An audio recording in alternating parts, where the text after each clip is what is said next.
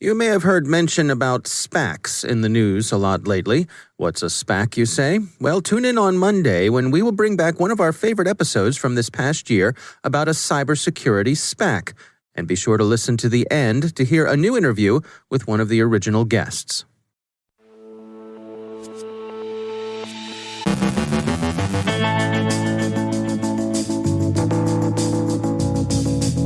Bloomberg revives its reporting on hardware backdoors on chipsets. Has someone bought the source code for the Witcher and Cyberpunk? CISA issues ICS alerts. The FBI and CISA offer advice about water system cybersabotage as state and local utilities seek to learn from the Oldsmar attack. Verizon's Chris Novak ponders if you should get your cybersecurity DIY managed or co-managed. Our guest is David Barzilai from Karamba Security on the growing importance of IoT. And looking for love on Valentine's Day? Look carefully and don't give that intriguing online stranger money.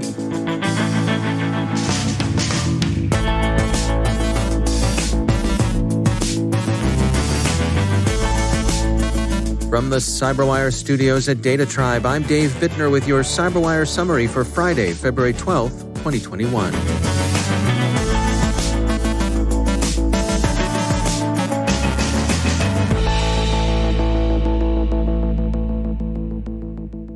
Bloomberg has returned to a 2018 story about Chinese inserted hardware backdoors on supermicrochips, doubling down on its earlier claim that the IT hardware supply chain has been compromised by Chinese intelligence services. The story is for the most part sourced to former U.S. law enforcement and intelligence personnel.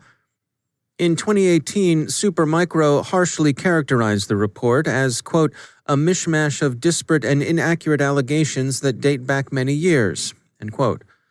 Bloomberg's renewed claim is a strong claim, and it will require strong evidence for corroboration. The 2018 round of this particular story petered out in an atmosphere of general disbelief, but Bloomberg never retracted its report and has now returned to the story with a long-form article. Initial reaction to yesterday's story seems to have been wait-and-see skepticism. Dragos' CEO Rob Lee's tweet is representative. Quote, the burden of proof is on the journalists, end quote. And so, we shall see. Computing reports that someone, and it's not clear who, has purchased the source code for the Witcher and Cyberpunk 2077 that criminals stole in the course of hacking CD Projekt Red. VX Underground told Computing that the crooks opened an auction for the source code on an underground forum, but then shut the bidding down after, the crooks say, they accepted an offer from someone else, who contacted them elsewhere. Security firm Kayla told The Verge that they're convinced the now-canceled auction, at least, was for real, but no one is ready to confirm that the sale actually took place. The crooks, who are thought to have used a version of the Hello Kitty ransomware to hit CD Projekt Red, set $1 million as the starting bid, with an offer to sell immediately to anyone who was willing to put $7 million down, virtual cash on the digital barrelhead. That seems steep, to say the least, and it's difficult to see how they could command such a price.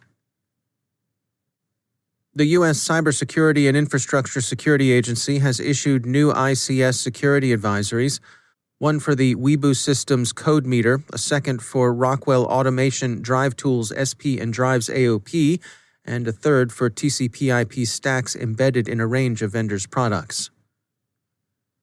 The FBI hasn't had anything to say about the progress of its investigation into the Oldsmar water system cyber-sabotage incident, and neither have the Secret Service and local law enforcement authorities. But yesterday, the Bureau did tweet renewed encouragement to, quote, remind you how important cyber safety is to protecting the American public and U.S. critical infrastructure, end quote. The FBI in particular urged its Twitter followers to read the Cybersecurity and Infrastructure Security Agency's latest alert on the incident. CISA offers a good bit of sound and generally applicable advice on digital hygiene and best security practices.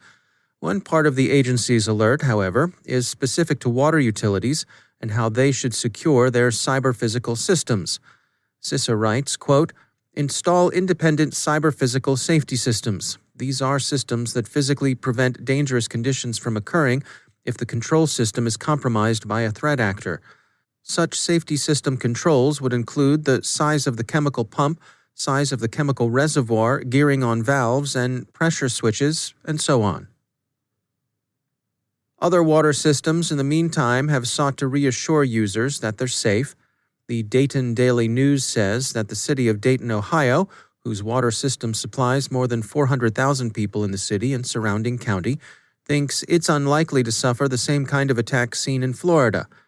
Dayton decided 8 years ago that its water control systems would not be connected to the internet and that it uses teams of security watchstanders as well as redundant safety systems to protect its utility from sabotage. Florida's Port Charlotte Sun reports that water systems in the southwestern part of the state tell the newspaper that they're unlikely to go the way of Oldsmar. Quote, "That's because remote access at treatment sites is either non-existent or limited to select administrators and not to outside vendors, as was suggested in the Oldsmar data breach," local officials say. And another state's advice to its utilities suggests the scope and seriousness of the challenge. Wisconsin's Department of Natural Resources has joined its Massachusetts counterpart in urging local water systems to upgrade their cybersecurity, government technology reports. Wisconsin has 611 local water utilities, and the Department of Natural Resources urges them all to at least install firewalls and use strong passwords. That this advice would seem necessary is not particularly reassuring. That the state of Wisconsin alone has more than 600 local water systems suggests the extent of the security challenge and the very large number of potentially vulnerable attack surfaces. Other incidents of cybersabotage hold lessons for water utilities. Domain Tools' Joe Slowick, blogging about Oldsmar, reviews 4 other high-profile attacks that successfully hit control systems: the Stuxnet attack on Iranian uranium enrichment centrifuges, the GRU's disruption of local Ukrainian power distribution in late 2015, Russia's repeat performance against the grid around Kiev in 2016, that time with in-destroyer crash override wiping, and 2017's Triton Trisis attack on a Saudi petrochemical facility. All of these were at least to some extent successful, which the Oldsmar cyber-sabotage attempt was not, and all of the earlier attacks were evasive, which Oldsmar also was not. Slowick writes, quote, "Overall, these 4 examples of high-profile, technically complex ICS attack scenarios emphasize a critical barrier to adversary success: the ability to evade, influence, or outright deny operator visibility into and control over ICS environments. In all 4 examples, the attacks required some mechanism to hide from operators or deny their ability to correct or mitigate changes made to operating parameters." End quote. That wasn't the case in Oldsmar. The attempt there was neither complex nor obscure. Water utilities and others may not be so fortunate the next time around. The 3 vulnerabilities most often mentioned in connection with the Oldsmar cyber-sabotage have been password sharing, a matter of cyber hygiene, use of beyond end-of-life software, a patching and updating issue, and the use of TeamViewer for remote access to control systems. Jeremy Turner, head of threat intelligence at Coalition, wrote to point out that TeamViewer is far from the only software used for remote access and that, moreover, it's not even one of the less secure tools employed for that purpose. Chris Hickman, chief security officer at digital identity security vendor Keyfactor, reminds us that with industrial IoT, it's at least as important to authenticate devices as it is to authenticate users. Sunday is, of course, Valentine's Day, and the usual romance scams are coming. The folks over at CISA warn, verify your Valentine. They're not trying to rain on your parade, but they do hope you'll approach the annual day of romance with unromantic skepticism. Here's a tip. If you only know someone online, repose your trust elsewhither, like in someone you've actually met. CISA says, quote, "Once your heart is hooked on hope, they finagle funds from you as a fake fiancé. And trust us, finagling is not what you want on Valentine's Day." The U.S. Federal Trade Commission says that exploitation of the lonely and the lovelorn took a record monetary toll last year. The emotional toll is, of course, unquantifiable, and that this year will be no better. Whatever you do, don't send money, and don't let the catfish get you.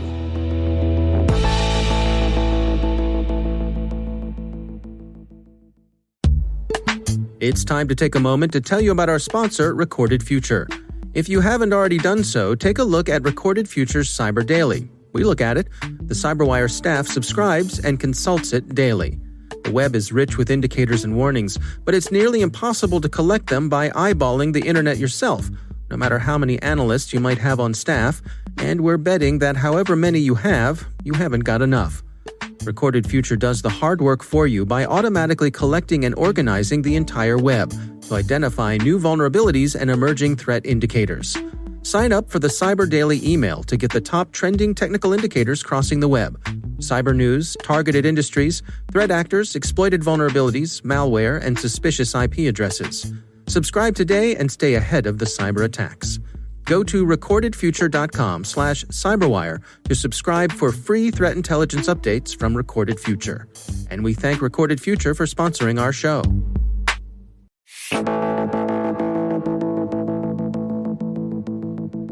David Barzilai is chairman and co-founder of IoT security firm Karamba Security. He joins us today with his insights on the state of IoT security, what challenges we're facing in the days to come, and how organizations can best ensure they're protected. You see that the more that the industry was connected with connected devices, meaning IoT devices, including edge devices, then once there are there's more long history of connectivity, then such devices have been targets for hackers. And as such, in those industries, you see more advancements, whether in terms of manufacturers trying to protect the device and or regulators requiring manufacturers to protect their devices. If the industry is recently connected, then such industry is more emerging. The manufacturers are aware of the need to protect, but they have just started their journey, primarily with SDLC, and not so much with security measures yet. What about devices that have been installed for a long period of time? Perhaps they've been declared to be end of life by their manufacturer, but they're still working. They're still doing everything that they were designed to do and serving the company. I mean, should there be a plan in place to naturally cycle through those devices, to retire them and update them with new ones, merely from a security point of view?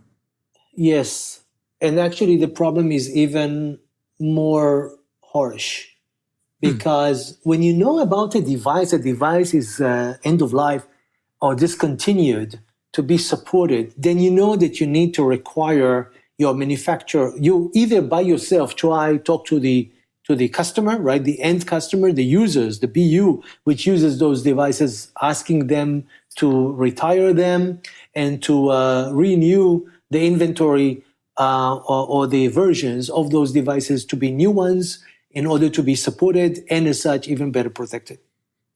But I said that the problem is even harsher because within the IoT, in most industries, if not all, given that most of them run on embedded devices, even when we talk about routers that are not embedded, but still you have quite significant and vast usage of third-party binaries. Third-party binaries like a TCP/IP stack that runs well on the embedded system and other types of third-party modules. Some of those modules may be end of life. So the device by itself is still running, is still being refreshed, but that TCP/IP stack is now discontinued. No updates to it anymore. So within a device that presumably is being supported, you have the connectivity piece, which is the door, right? Which is the attack surface for the hackers, which is not maintained anymore. So such problems indeed are becoming more common.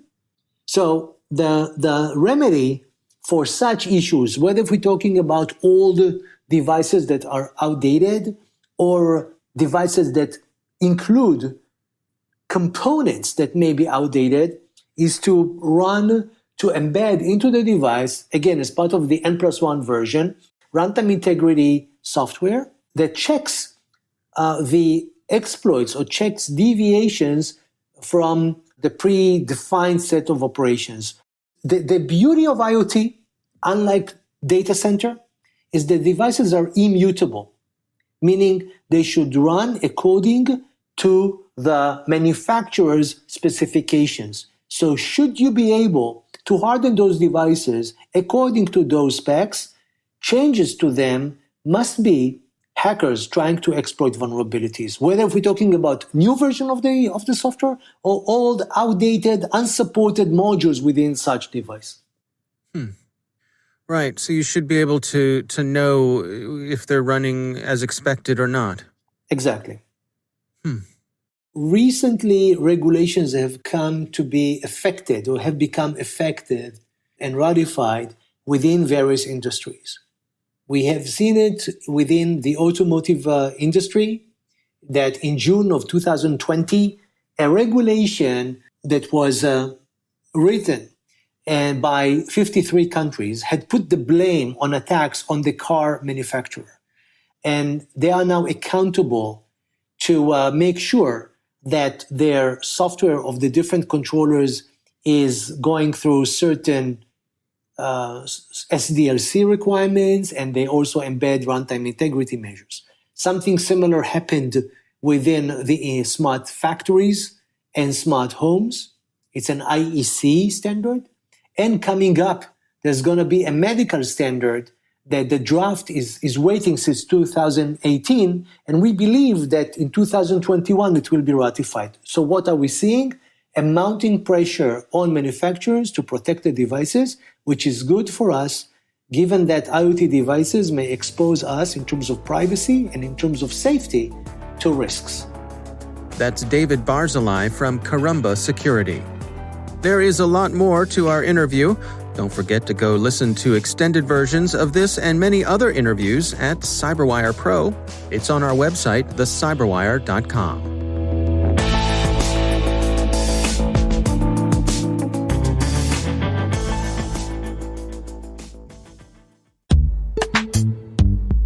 And now, a word from our sponsor, Black Cloak. Your executives, board members, and senior leaders are targets in their personal digital lives. And a successful attack at home causes an unacceptable risk to the company. Did you know that 1 in 5 executives' home network and systems are wide open? 4 in 10 executives' personal devices have malware, and 7 in 10 have exposed passwords. We know your team has the right controls in place for work devices, but what about their personal devices, the home network or IoT devices? How do you extend corporate protection without invading their privacy? You need a concierge cybersecurity and privacy platform. Black Cloak combines cutting-edge technology with concierge support into one platform designed specifically with privacy in mind. Black Cloak will help you protect your executives' privacy, personal devices, and home networks so you have peace of mind. Protect your company by protecting your executives with Black Cloak. And we thank Black Cloak for sponsoring our show.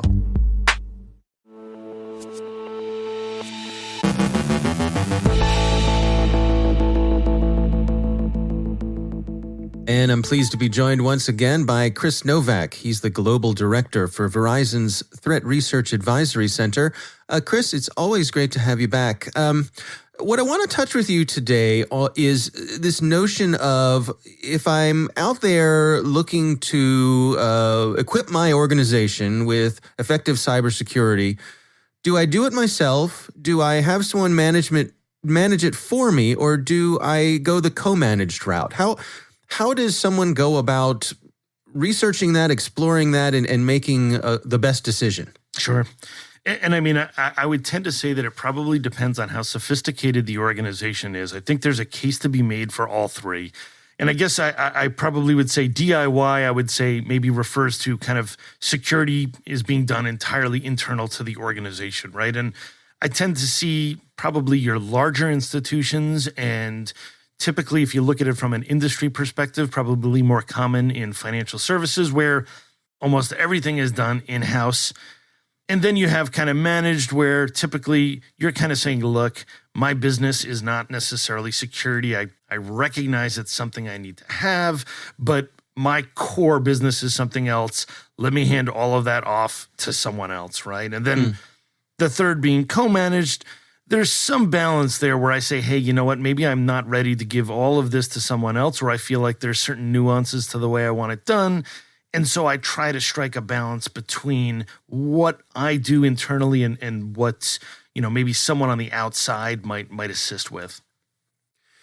And so what goes into that decision process of deciding which is the best route for me? Yeah, and I would tend to say that it is most often related to your regulatory environment, your compliance environment, and then just your risk tolerance. A lot of organizations will look at that and say, okay, you know what, based on certain regulations that I must adhere to or certain compliance obligations that are upon me, I'm going to keep more of this internal to me so that I can keep it kind of better under my thumb, better monitor it. And then also other organizations will typically look at it and say, hey, if I'm ultimately going to be held responsible for the outcomes, maybe I want the people who are actually managing that to be, direct reports as opposed to, third party, contractors or vendors. And then there are others who will look at that and say, you know what, there's a case to be made and say, you know what, I can potentially offload some of that liability, depending on the way contracts are written. And maybe I feel that I can actually move some of that to those third parties. So again, there's kind of that give and take, but the calculus I find most often that organizations use is a combination of the regulatory and compliance landscape, as well as what they feel they need to be able to manage from an internal risk standpoint. And in some cases, they may even be looking at, like an outside assessor to come in and say, hey, let's actually do a review of the environment and say, okay, what is it that you feel you can handle? What is it that you feel you need to give off to, say, a third party who may be able to do it better? And where this conversation often comes up, I find, is around the areas of resources and skill sets. There's a giant resource gap in cybersecurity, and I think everybody is seeing that. And so the challenge that I think we all see is we're all kind of pushing, pulling, and tugging resources, and we're all basically fighting for the same small set of resources to do cybersecurity. And so I think part of the argument also that you have there is, unless I really have the need to have those resources directly working for me, and unless I really need these resources 24/7, there's also a business case to be made that says, you know what, going co-managed or fully managed might actually be more efficient for me from an operations standpoint. Because, for example, my team, we do incident response and malware analysis all day long. That's all we do for organizations all around the world. Right. And so we need that staff 24/7. But a lot of our clients don't necessarily need full-time malware analysts, and they don't necessarily need, say, 2 or 3 of them to be able to provide round-the-clock coverage. We might need several dozen just because we have many clients that rely on us to do that, but they can look at that and say, great, we don't have to keep all of these resources on staff, and then we don't have to train them and retain them. And if someone leaves, then we need to go find someone to replace that talent. You can kind of move towards that fully managed or co-managed outlook and say, let that be somebody else's challenge to deal with. And I can just say, I expect X, Y, and Z, and I expect it to happen this fast. Yeah. All right. Chris Novak, thanks for joining us. Thank you, Dave.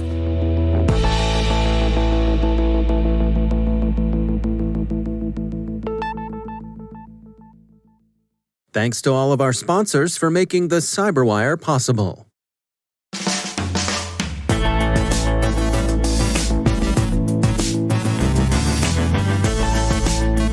And that's the CyberWire.